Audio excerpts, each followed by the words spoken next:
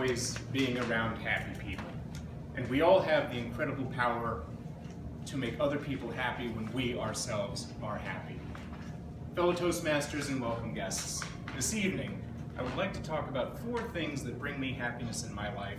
And as you heard in the bio, I'd like to encourage, to inspire you to pursue the things that make you happy, whether or not they're the same things that make me happy. My 4 things are good food, laughter, music, and sex. Let me talk about each one. Now, we've heard many speeches about food.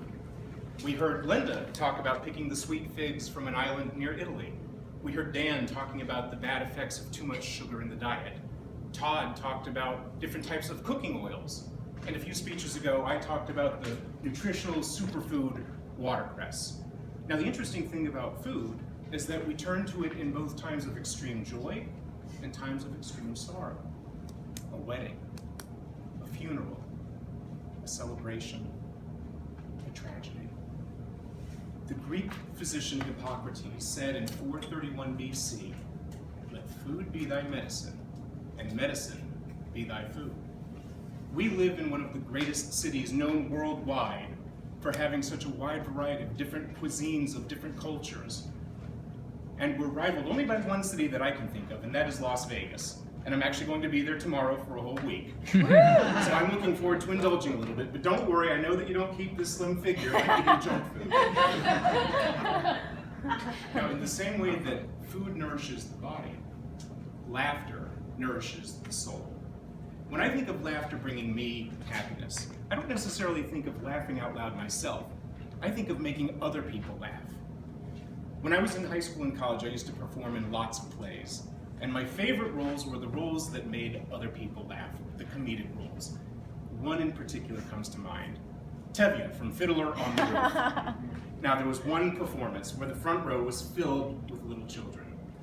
So when I stepped downstage to sing the big number, If I Were a Rich Man, when I got to the point where you do the famous Tevye shimmy, dibba dibba dibba dum, all the kids in the front row started shrieking their heads off, and I couldn't even hear the piano, which of course made me want to ham up the performance even more.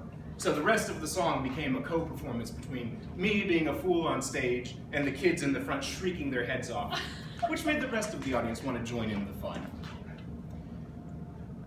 I love performing so much that when I went to college, I actually majored in music, the 3rd thing that brings me happiness. And I was a voice major, learning to sing classical music, just like Pam.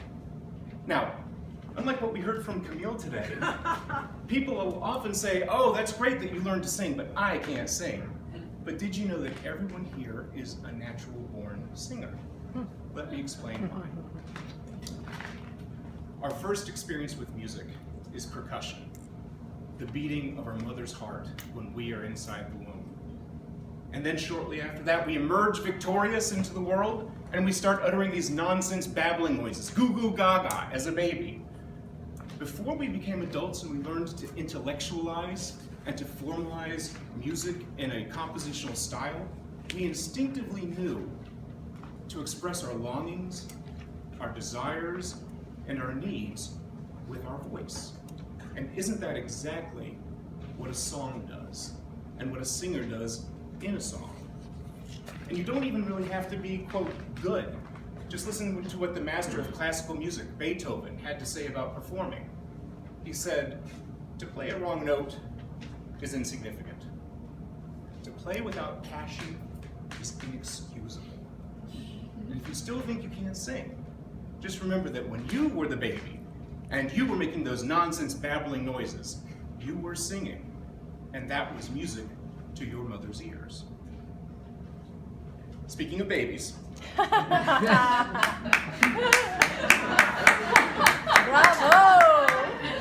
That brings me to the 4th part of my speech, which, let's be honest, is the part you really wanted to hear. Food. So, shortly after I moved to New York from Florida in 2008, I went back to school for court reporting because I needed to find a job to support myself in this city. And when I went to school, I met a beautiful young lady who had just moved here from Texas with her boyfriend. But they had broken up. So we had instant chemistry. I asked her out on a date, she said yes, And being the classy guy that I am, I took her to a really fancy establishment called Dallas BBQ on 42nd. So we ordered the chicken wings. And if any of you know, if you've ever been to Dallas BBQ, the chicken wings there look like they came off a pterodactyl. These wings are gigantic. So we're sitting there enjoying our wings and talking about our shared love of Star Wars, a very good sign. I'm trying to be all nice and neat and dainty, and I'm picking at the wing very carefully.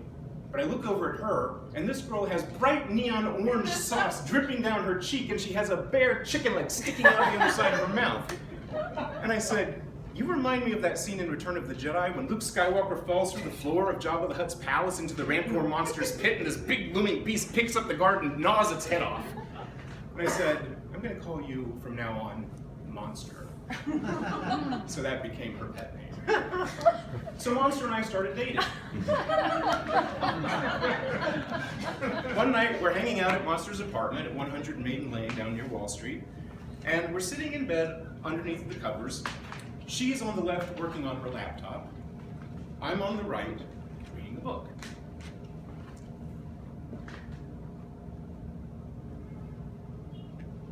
Hey.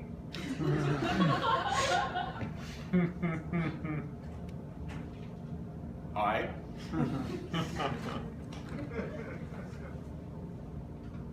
What you doing?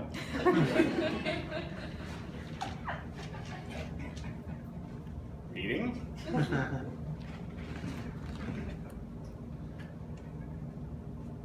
How you feeling?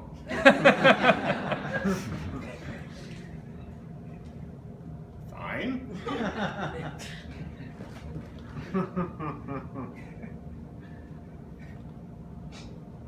What do you want to do?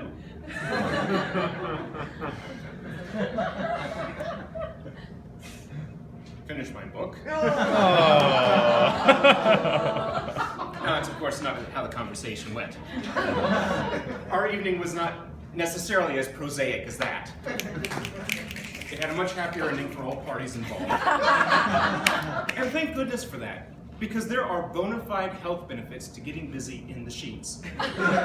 For example, according to a Boston University School of Public Health study over 18 years, they found that men who ejaculate 21 times per month are 18 to 22% less likely to be diagnosed with prostate cancer. Ladies, there's good news for you too. The female orgasm causes a release of the so-called love hormone oxytocin, which can reduce the effects of anxiety and depression in the body by reducing concentrations of cortisol. Now, I'm just sharing the information with you. What you choose to do with it is your business. Of course, I'm no doctor, but that's one pill that I don't mind swallowing. Fellow Toastmasters, welcome guests, in conclusion, I hope that after hearing my speech tonight about things that bring me happiness, all of you will get busy finding happiness. Thank you.